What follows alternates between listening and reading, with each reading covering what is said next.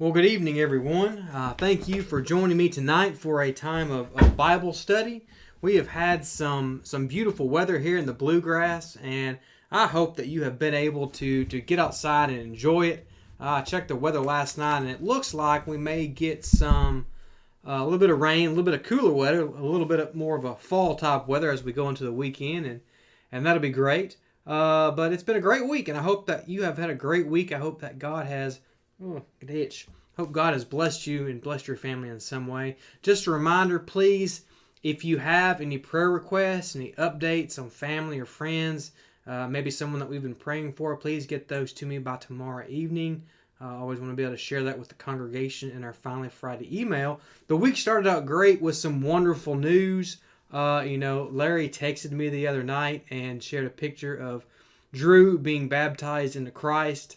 Man, that picture just speaks to the power of prayer and the joy the joy of knowing that God hears us and He watches over us and He takes care of us, and He's watching over Drew and his family, and He's taking care of them. So that was just a wonderful picture to receive.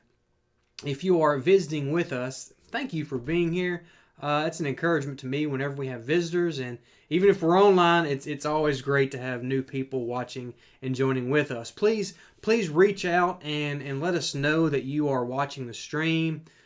I wish we could be in person. I wish we could get to see each other in person and talk more and share with each other. And Lord willing, one day we will be able to do that.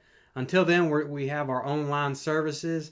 And we would love to know that you were with us during our Bible study on Wednesday night, or even during our worship services on Sunday.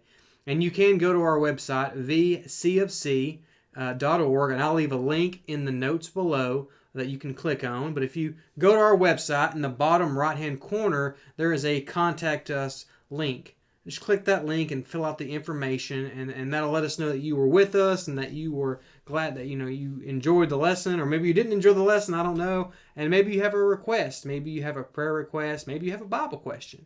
And share those with us, and we'll pray for you, and we'll do our best to answer any question that you might have.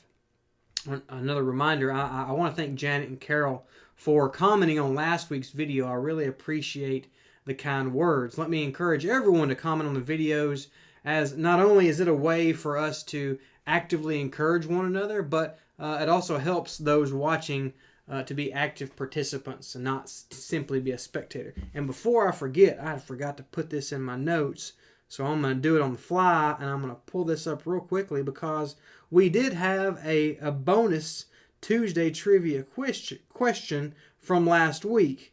And I had asked everybody last week, let me get the right email.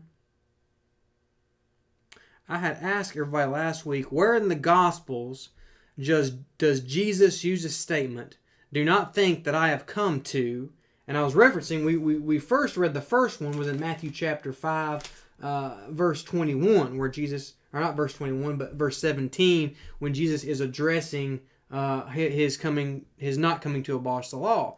But there's another place in the Gospel of Matthew where Jesus uses the phrase, "Do not think that I have come," and that's Matthew chapter 10 and verse 34, where Jesus says, "Do not think that I have come to bring peace to the earth. I have not come to bring peace, but a sword." So I hope you found that, and we'll have some more bonus Tuesday trivia questions as we go through our study.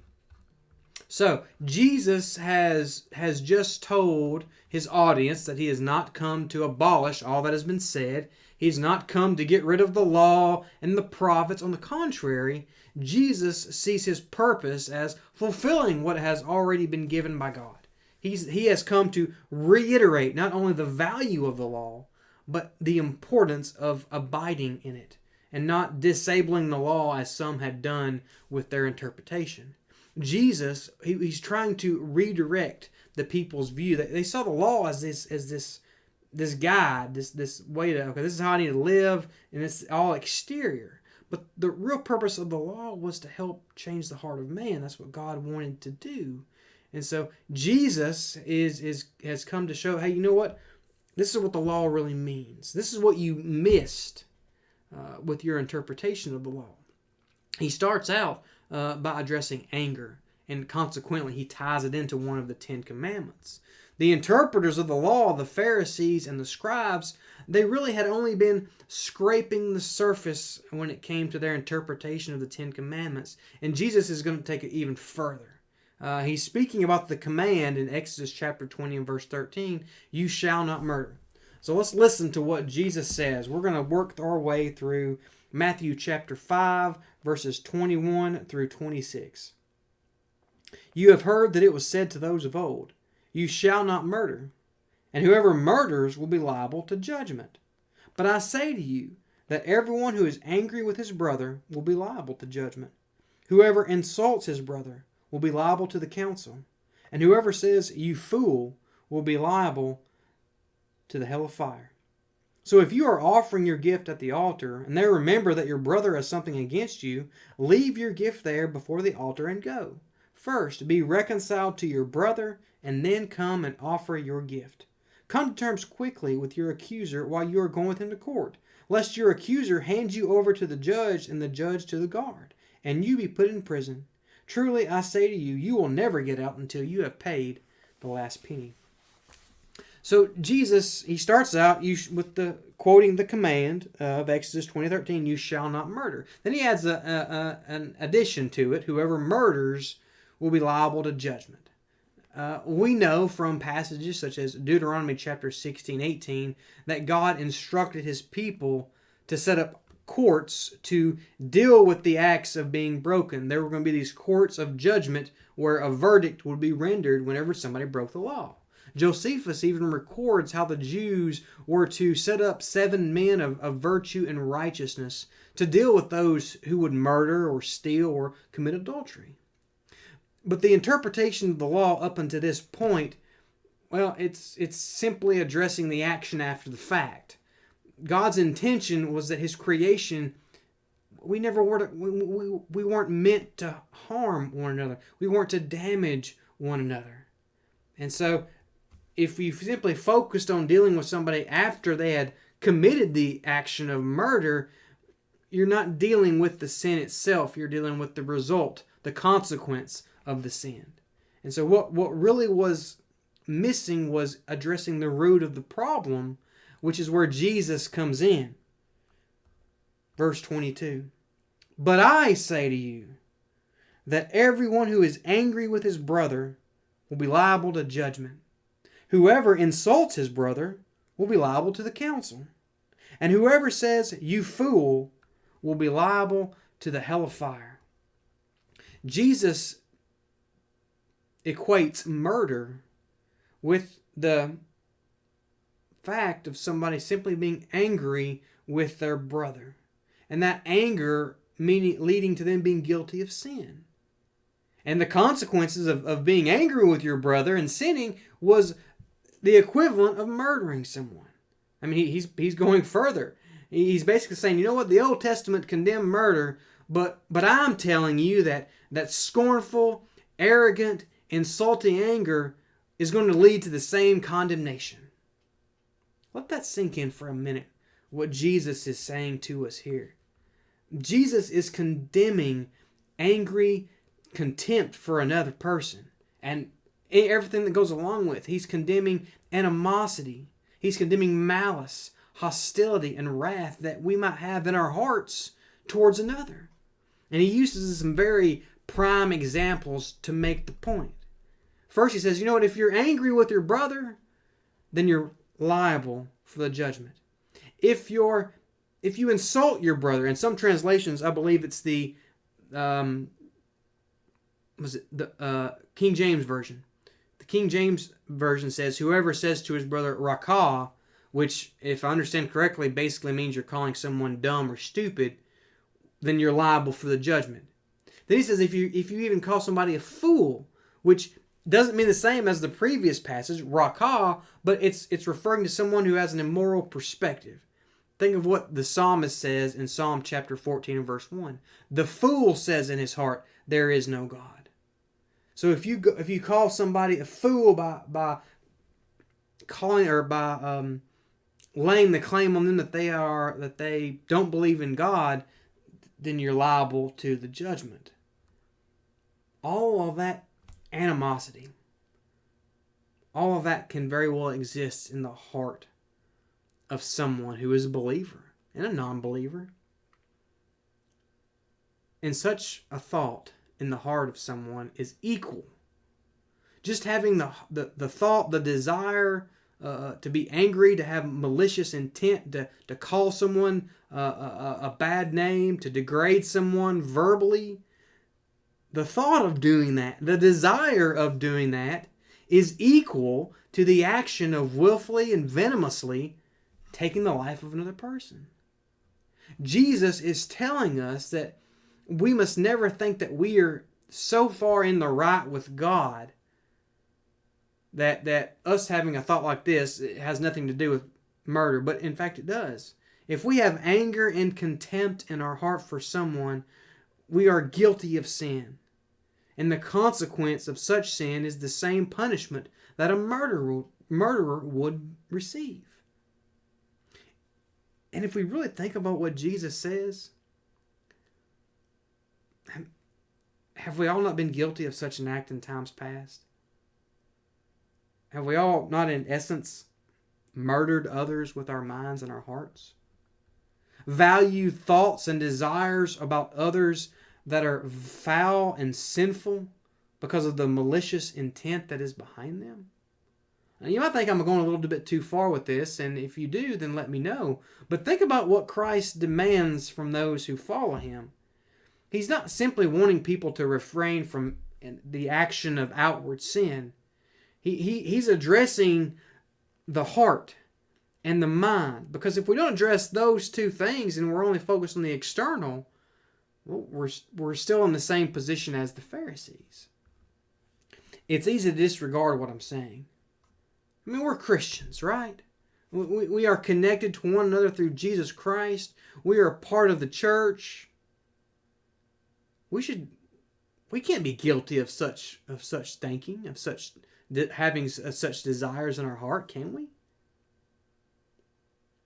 The truth is, even though we've been baptized into Christ, we still struggle with sin, especially sins of the heart and sins of the mind, the thoughts that we have, looking at someone and being angry with them because of what they did, having malicious thoughts toward them because of what they said or even what we said, or just looking at someone and seeing them worthless because their choices don't line up with what we believe. I heard this one story about a couple that was watching a crime show on TV, and the wife got up. She had to step away for a minute. She went and got her a snack, and she came back and she asked her husband, "What did I miss?" And the husband, he said, "Well, it's just talking about, it's showing the crux of the narrative. This worthless drug dealer is trying to lead two kids astray." And the man's wife quickly corrected him. She said, "You know what? No one's worthless." And she's right. No one is worthless in the eyes of God. Even a drug dealer, even a murderer, even someone who looks down on others. I read this, and as I was thinking about it, I'm ashamed to say I'm guilty of it. I'm reminded of some of the times where we would travel south to see family for the holidays. And if you're going to Tennessee or Alabama from Kentucky, typically you take I-65, and it's a lot of traffic, and there's a lot of people on that road. And we would be driving down the interstate, and I would witness somebody do something that was not safe. They might cut somebody off, or they might cut me off, or we might be coming up on an exit, and they're over here in the left lane, and so they realize they need to get off, and so they just cut 3 lanes across traffic to make their exit. And my response would be, well, they were stupid, or man, they're being pretty dumb, or golly, I'd say something negative towards them. And my lovely, super amazing wife would call me out for that. Is that something that Jesus would say, Derek? Is that how a Christian should respond? Is that how we should teach our children to respond? I feel about that small. But she was right in calling me out because my action, my thought, was wrong. We've got to be careful with what we say. I mean, we're supposed to be a light, as Jesus says at the beginning. We're supposed to be salt. We're supposed to have a positive influence in the lives of others. And remember, at the end of the day, God loves people. Even those who sin. Even those who make poor decisions, wrong decisions. God still loves them. And the harboring of an evil thought, a malicious thought, a negative thought within the heart and mind is a serious matter. It's such a serious matter that Jesus goes on to give us 2 illustrations of what we should do when we have those thoughts, those desires, how to address them. Verses 23 and 24, he says, "So if you are offering your gift at the altar, and there remember that your brother has something against you, leave your gift there before the altar and go. First be reconciled to your brother, and then come and offer your gift." The first illustration is an interesting one. Jesus gives us this little story. A Jew has entered the temple with a sacrifice. He needs to make a sacrifice. He's making a sacrifice for sin. It just doesn't specifically say what the sacrifice is. But he's got an offering, and he passes through all the different courts. He's approaching the court of the priest, that court where only priests can go through, where he gives the offering to them. He's standing at the door of the court, and then he remembers. His brother has something against him. And he's had some malicious thoughts about that.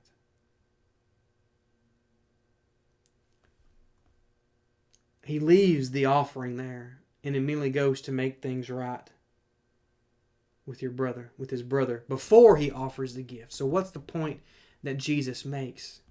It's more important to be reconciled with someone than to fulfill an external duty.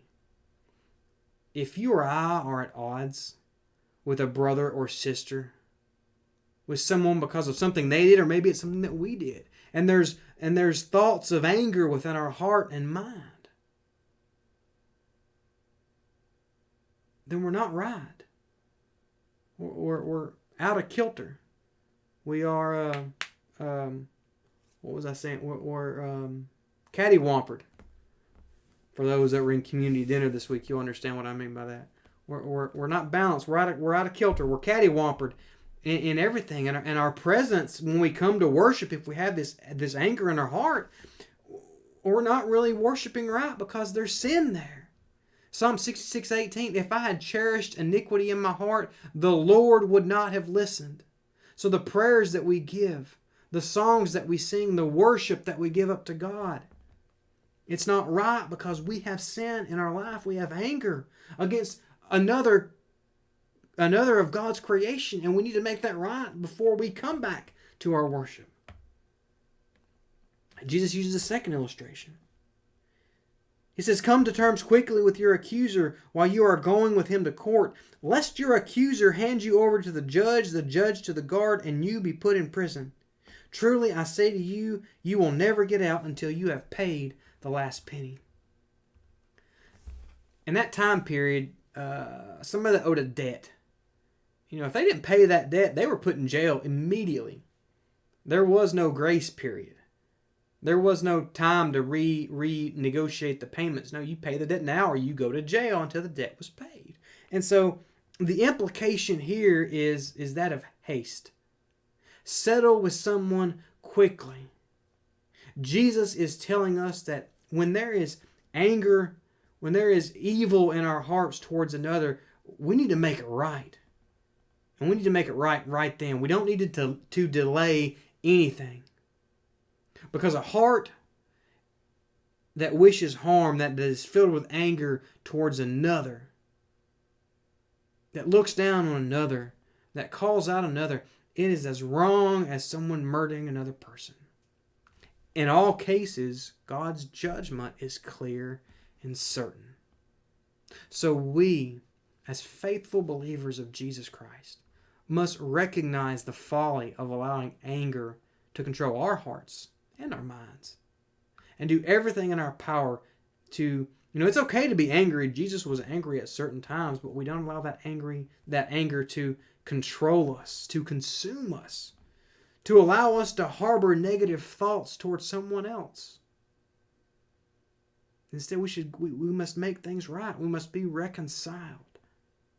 Forgive others as our Father forgives us.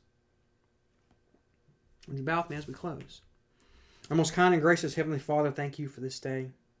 Thank you for the many blessings that you give us. Thank you for Jesus and the bountiful words of wisdom that he shares with us on how we not only gain a right relationship with you, but how we learn to live with others.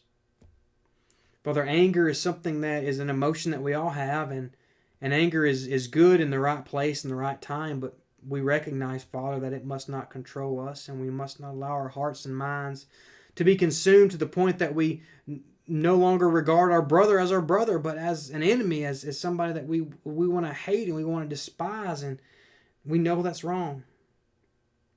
Help us to forgive others, forgive ourselves, and not feed anger within our hearts, Lord. Help us strive to let reconciliation be the ultimate goal, to look at people as your creation and to love them as you have loved us. Forgive us when we fail, Lord. Help us to learn and grow. Help us to encourage each other. In all things may we glorify you. In Jesus' precious name, amen. Thank you for joining me again for another lesson from the Sermon on the Mount. I pray that it will bless you in some way, and I pray that God will bless you and your family with grace and peace the rest of this week. Let me encourage everybody, we will be meeting at the building for our Sunday morning worship at 10:30. We are still social distancing. We have masks on, but it is always a joy to see you there. If you are more comfortable at home, we understand. We invite you to join us via our YouTube channel where we stream our morning service. We'll have a recording of our Sunday night Bible study at 6 o'clock, and then at 6:45 on Wednesdays we'll have our weekly Bible study. God bless, and may you have a wonderful, wonderful week.